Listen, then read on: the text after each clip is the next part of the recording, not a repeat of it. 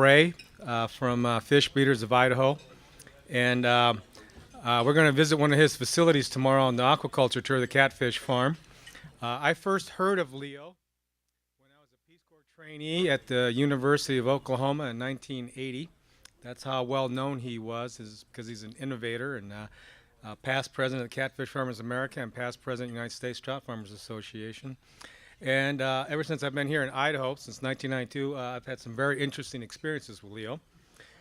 Some of you may know that Leo grew alligators, and he got the idea that he wanted to breed them, and so that necessitated sexing alligators. And I insisted we do it in the wintertime when it was cold, but Leo and I, we went ahead and sorted about 100 alligators that day. So it was one of the most memorable days of my extension career. So anyway, our luncheon speaker, Leo Ray. Thanks, Leo. Appreciate it.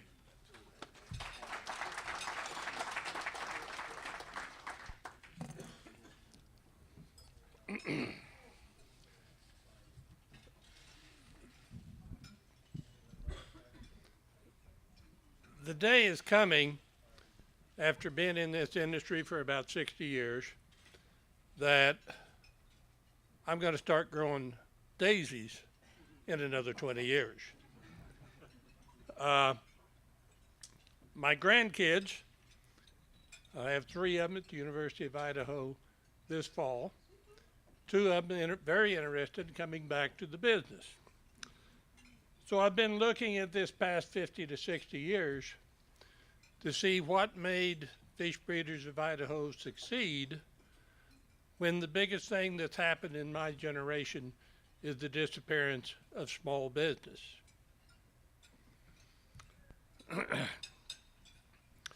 The first thing that came up on the list was being raised on a small farm back in Oklahoma. And by small, I mean about 35 cows and a couple hundred acres of wheat. The second was a summer job selling Bibles door to door up in Michigan, where I met a young lady who has spent the last 58 years with me planning and dreaming of our own business. Third was returning to the University of Oklahoma after serving my time in the military and taking an invertebrate zoology course. The professor, Dr. Howard Clemens, had a grant to research catfish to see if it could be an aquaculture species, a farm animal. In order to have a farm animal, you have to have dependable reproduction. And he had received a grant to study catfish. And I spent several years working on that project in college. That got me into aquaculture. Fourth was teaching 6 years, where I realized that you can't teach anybody anything. All you can do is help them learn. And I developed a management style of motivating instead of bossing. I graduated from Oklahoma in '63. In '66, the first catfish processed in a processing plant that were raised on a farm were processed at Dumas, Arkansas. In '68, I started looking for a site to build a catfish farm without any money. My wife and I said, in order to compete and to have our own farm, we couldn't do what everybody else was doing. We had to do something different from what the rest of agriculture was doing. I had been raised on a farm and had a good background in machinery and equipment. and I had probably the best catfish education you could get at that time. About the only program was there at Oklahoma. I found 160 acres that had been repossessed by farm home administration in the Imperial Valley of California. 3 farmers had gone broke on this piece of property in 15 years. Farm Home Administration had had it up for sealed bids 4 times, and no one had even bid on the property. The land was so worthless that it was, considered wasteland. It was below sea level, in the middle of the California desert, with an average rainfall of 3 inches. But it did have water rights from the Imperial Irrigation District. The terms were 20% down, and Farm Home would finance it for 6%. It had 4,000 feet of 14-inch pipe, 2 pumps already installed. I bid $17,625, and for a $2,600 down payment, I had 160 acres of ground, financed, and water for a fish farm. I was told it was the first fish farm that Farm Home Administration had financed. When we went to them to see about an operating loan, they said, well, we don't know whether we can really give you one because is fish farming agriculture? It took them a year to get a ruling back that they could finance a family-sized fish farm of 40 acres. When he came out and told me that, I already had 160 acres, 100 acres underwater. Before I bought the farm, before I submitted the bid, I went into the Soil Conservation Service and a Jack Smith, asked him what information they had on this land, what I could do with it, one thing and another. And Jack said that he has had people come in continuously on that land, how they were going to make a fortune on it, doing what everybody else had gone broke doing. That I was the first one who had came in with an idea that was different from what everybody else had been doing. And he said, I don't know anything about catfish, but of all the suggestions that had been proposed for this property, that still has the best possibility of anything that has been suggested. That farm turned into the best catfish farm in California. And also, before I submitted the bid, I went in and talked to the Imperial Irrigation District, which was the political power structure in the Imperial Valley. And they told me it was a very poor site for a fish farm. They recommended against putting one up there. They didn't want a fish farm in that part of the valley, and suggested I go to another area in the valley for land. Well, that other land was over $2,000 an acre. I went ahead and submitted the bid and got this farm. Then I went back into the Imperial Irrigation District to tell them that I had bought it and see what I would have to do to get water. They said, well, we advised you against that. We don't think there should be a fish farm in that area, and we won't deliver water. Typical permit situation. And I fought with them for 2 or 3 months. There was an old man at Nyland, named was Old Man Pittman. He had made a fortune 4 times and lost it all 4 times in that Nyland area. And he kept coming out, interested in what I was trying to do. And I found him to be a very good source of information. And I asked him how to deal with the Imperial Irrigation District. And he wouldn't give me an answer, but he said, go in and get their bylaws and read those. So I did.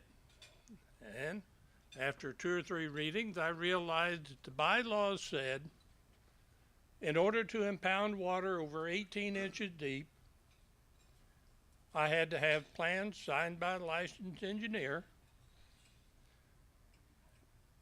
and I had to have adequate insurance to protect the canal company from flood, dike breaking or something.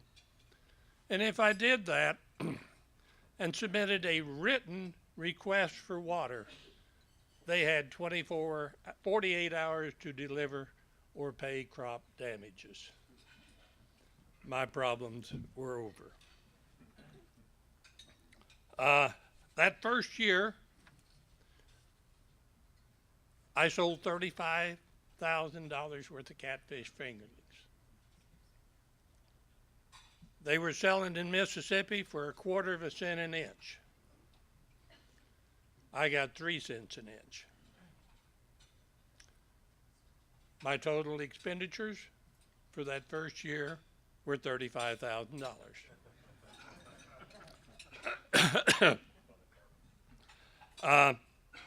In 1971, I sold some fish up here to Idaho and delivered them. I saw the water resource that Randy McMillan explained this morning, plus another water resource, and that was geothermal water. Artesian wells coming out of the ground at as high as, well, from 90 all the way up to 160 degrees, depending on where you were. A year later, I was up here raising fish in Idaho, and my brother took over the farm in California.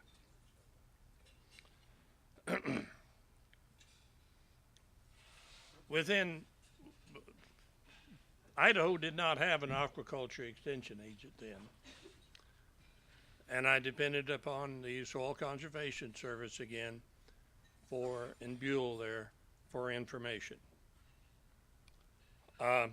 Within 90 days of buying the land, 2 guys drove into the farm one day. One of them was Dr. Taylor from the president of the College of Southern Idaho. The other was Herschel Boyson, the dean of ag. They said, we heard somebody down here was going to build a catfish farm, and we're here to help.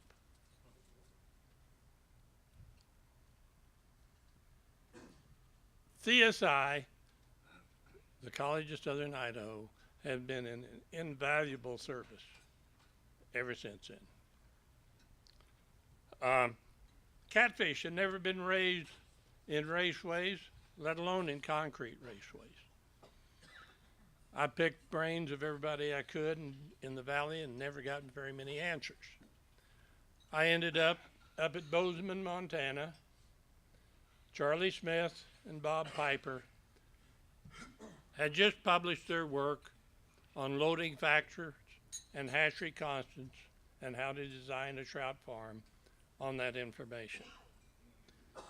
That is what I designed the catfish farm that you'll see tomorrow on, the work that Charlie Smith and Bob Piper had done on trout. Soon after that, Bill Clontz from the University of Idaho was down, offering their services.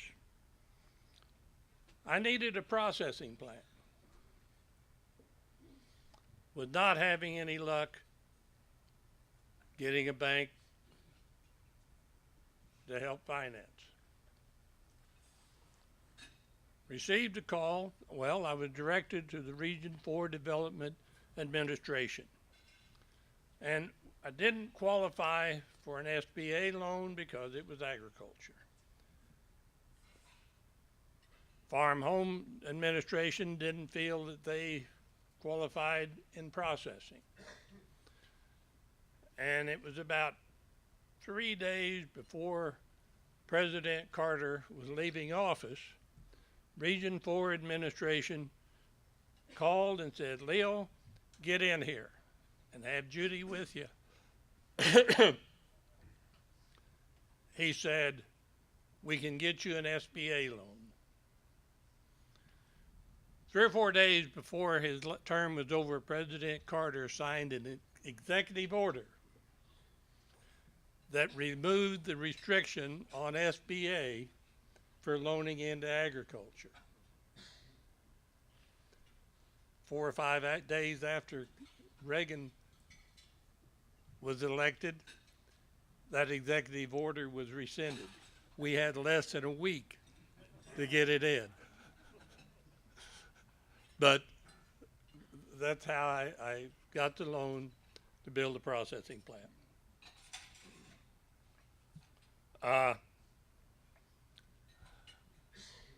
I wanted to see an aquaculture extension agent in Idaho. Went to the University of Idaho and they said, no way can we add a new position in our budget. We went to the governor and the governor's office wouldn't put it in. So I had breakfast with Maxine Bell, chairman of the Joint Finance Committee. And when the budget came out, there was money for an aquaculture extension agent, and Gary Fornshell was hired. One of the best things that's ever happened for aquaculture in Idaho.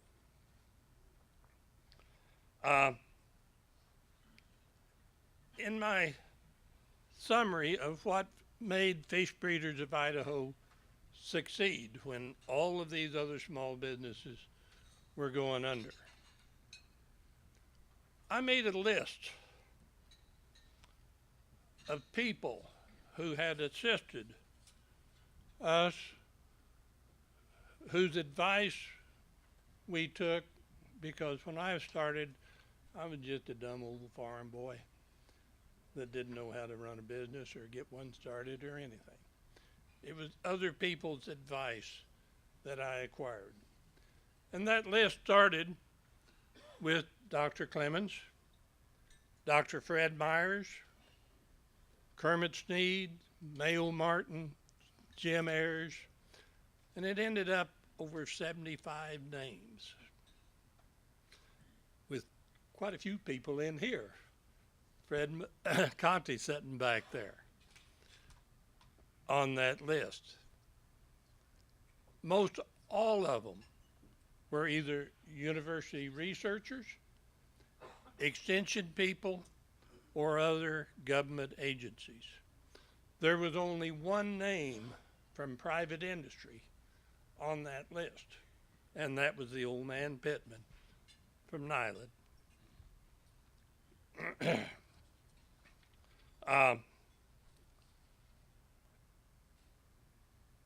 Competitors don't make very good consultants. And almost everybody in the industry is either your customer or your competitor. We have to have independent sources for young people to get the information to start, and extension is where that comes from. When I started fish farming, less than 1% of our seafood came from farms. Today, approximately 50% of that is coming from farms. Ocean harvest has peaked, and it's not going to increase. It may decrease if we don't get good management programs. The demand for seafood is projected to double in the next 20 years. That increase has to come from aquaculture. Some of the increase in aquaculture will come from farming the ocean, but some of it will come from land-based facilities. Seafood in the United States can come from the United States, or we will import it. It all depends on what we, the American public, does with regulations. We have the potential We are the breadbasket of the world. We have the potential to be the breadbasket of aquaculture. Do we have the will to do that? What are the constraints preventing the expansion of aquaculture? My views are a little different than a lot of people. I think our first problem is we have no encouragement for young people who have the energy and the guts to do it to start their own small businesses. And it's not just aquaculture, it's all types of business. The young people have no encouragement in that direction. Our education system teaches people to go out and get a job. It doesn't teach them to go out and prepare themselves to build their own businesses. We have destroyed the American dream of having your own business. Lack of financing for small business. Young people, college students, can get a student loan, and in fact, I read just the other day that our student loan bill is higher than our total credit card bill in the United States. These same young people, after they graduate from college, if they didn't have the student loan, still would not be considered for any kind of a business loan, even if they went out and got 5 years experience and then wanted to start their own businesses. The financial institutions are not there to assist them in doing that. There are as many permits and regulations on a small farm as there is, or processor, on a large farm or large processor. A small operator did not have time to run his farm and take care of all of the paperwork from government regulation. He better have a spouse to do that.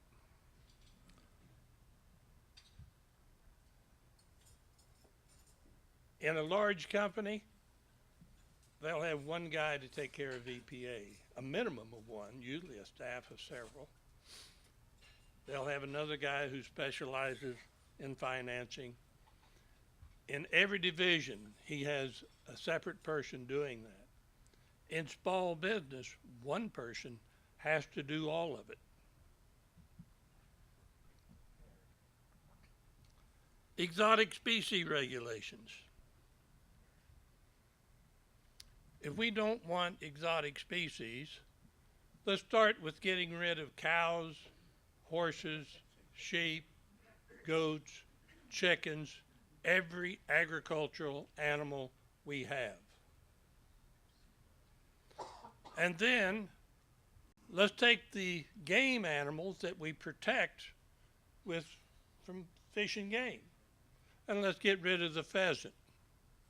And in Idaho, the partridge, the chukar, the quail we have, the wild turkeys we have. Over half of the animals protected by Fish and Game are exotic animals. In Idaho, above Shoshone Falls on the Snake River, which is where you're going tomorrow, rainbow trout are not native. Rainbow trout's native habitat was only a 3-state area from here to the ocean. Now they're protected as the top game animal in almost every state. Exotics are not bad because they are exotics. We need to have an open mind at looking at new species, and we don't want to let everything in, but we need to look at them with an open mind and differentiate between bad species and those that have aquaculture potential. EPA. I would vote for the Clean Water Act if it came up again. But EPA is not geared to manage small business. It is designed to manage big business where they've got a whole bank of lawyers.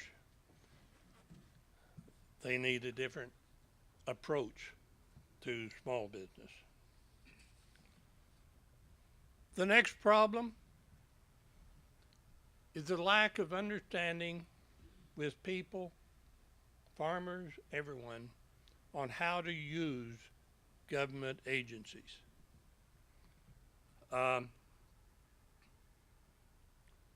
Most people don't know how to use extension.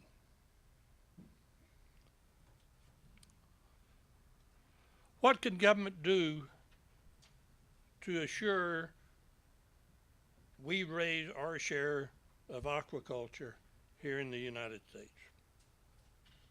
I would say the first thing is equal standards on imports that we impose on domestic production. We don't want to reduce those requirements and endanger the American public, fish-eating public. But we need to make sure that imports meet the same standards that are placed upon domestic production. Support small business. Support young farmers. You know, I could almost claim to be a young farmer when you look at the age of all of them that's out there.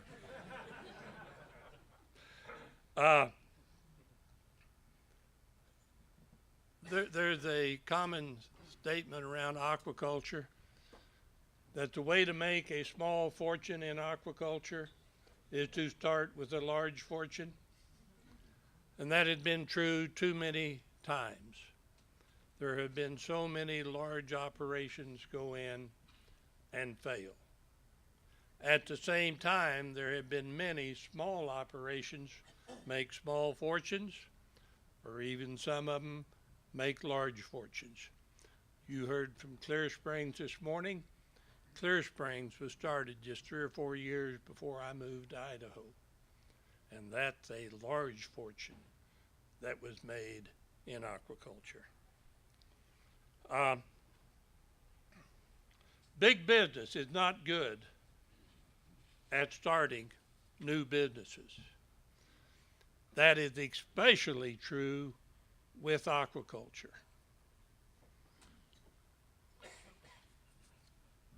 Assess your water resources. And I would imagine that in all of your regions, back when planning and zoning was set up, all of your water resources were assessed for beneficial use. How many of those water and that assessment had an aquaculture expert looking at the potentials of aquaculture in that water? Most of it would not. If there were not fish farms already in the area, an adequate evaluation was not made for aquaculture. China is the largest aquaculture country in the world. We have twice as much water in the United States as China has. Aquaculture can use a lot of water like we do here in Idaho with flow-through systems. But when we get through with it, the water is still there. And it's in better shape for many of its other uses, irrigation and things like that, than it was coming out of the ground. Aquaculture can use very little water. You can have total recirculation. And at the table a few minutes ago, I said, I sell some fish where the freight to get it to the market costs more than it does to raise the fish. That's where recirculation, aquaculture, and closed systems can work. Marketing. No one has ever made a dime raising fish. you got to sell that fish before you make any money. Too many people would like to raise fish but don't want to have to sell them. Whether you want to admit it or not, every business in the United States has a partner. That partner's name is Uncle Sam. And if you don't believe it, you wait till tax time and you will find out you have a partner.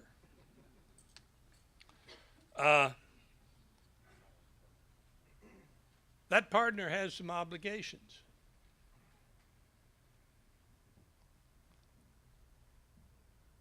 And you, as government employees, are part of that partnership. And the best example that I can give you of that partnership working the way it was supposed to work is look at the history of the catfish industry. Doc Clemens got a grant, the first grant on research for catfish.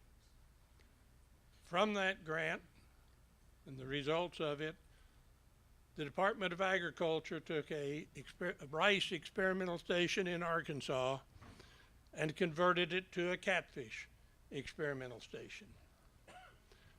Mayo Martin and Kermit Sneed went over to work in that station, and Fred Myers and several others came from the Department of Interior. Jim Ayers from National Marine Department of Commerce then was assigned to the catfish industry for a marketing specialist. You had university research. You had extension research stations. You had extension developed. And they hired extension people, Tommy Taylor and a bunch of them in Arkansas and Mississippi. They went out and taught the farmers how to raise fish. The first ones, as I said earlier, were processed in 1966. In 1980, they raised 40 million pounds of catfish. In 1981, they raised 80 million pounds of catfish. And in 1982, they raised 160 million pounds of catfish. This is the way to build aquaculture in the United States. Look at that model that the catfish industry was built on, and that's a way to develop the other species. I asked Gary one day, or I told Gary one day, I had done two things better than anyone else in aquaculture. And he looked at me kind of funny. And I said, first, I've used the university system and extension better than anyone. And he agreed with me. And I said, second, I've had more fun doing it than anyone. And he agreed with me again. Thank you.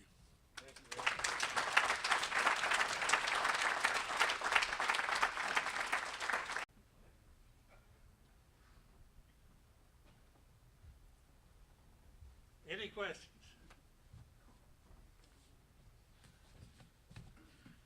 So what made you come back up from that? You mentioned the model that the catfish industry demonstrated in the past. But the catfish industry in that same area where it was compounding on itself each year, as you were explaining, has kind of gone in the reverse direction. Do you have a comment on that? Yes.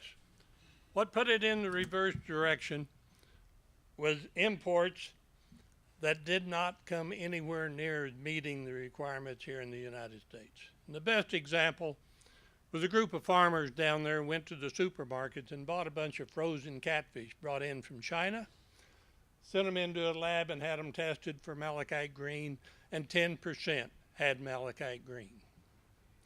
Now, FDA couldn't inspect because in the Fair Trade Agreement, we cannot inspect any more imports than we inspect domestically. Well, we don't guarantee safety of our seafood in the United States by inspecting the seafood. We guarantee it by tracing the chemicals that are used and things like that, or we didn't. And in response to that, the government set up, started a year ago, a program of inspecting all catfish processed in processing plants.